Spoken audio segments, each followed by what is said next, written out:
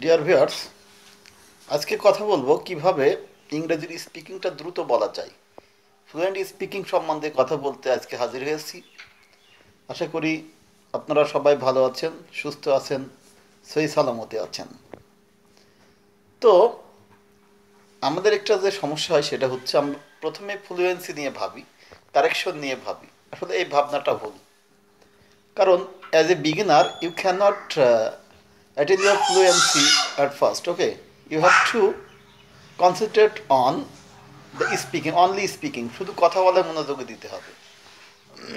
যেমন আপনারা এইভাবে শুরু করতে পারেন, I do, I do, he does, he does, they do, they do, I do, I do not do, I do not do, আমি করি না, আই ডু নট ডু, সে করে না, হি ডাজ নট ডু, আমরা করি না, উই ডু নট ডু।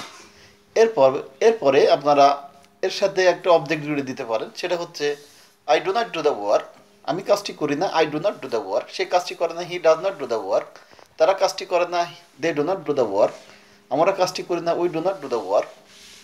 এরপর আপনারা পাস্ট টেন্স ইউজ করতে পারেন, যেমন আমি করলাম না, we did not do, I did not do, আমি করলাম না, তারা করলো না, দে ডিড নট ডু, আমরা করলাম না, উই ডিড নট ডু, আমরা কি করলাম না, কাজটি করলাম না, আমরা কাজটি করলাম না, we did not do the work, we did not do the work, তারা কাজটি করলো না, they did not do the work, they did not do the work, সে কাজটি করলো না, he did not do the work, সে কাজটি করলো না, he did not do the work, Asif কাজটি করলো না, Asif did not do the work. Sumaiya পড়ে না, Sumaiya does not read, Sumaiya কি পড়ে না, বই পড়ে না, Sumaiya does not read a book, Sumaiya বইটি পড়ে না, Sumaiya does not read the book, Sumaiya বইটি পড়লো না, Sumaiya did not read the book.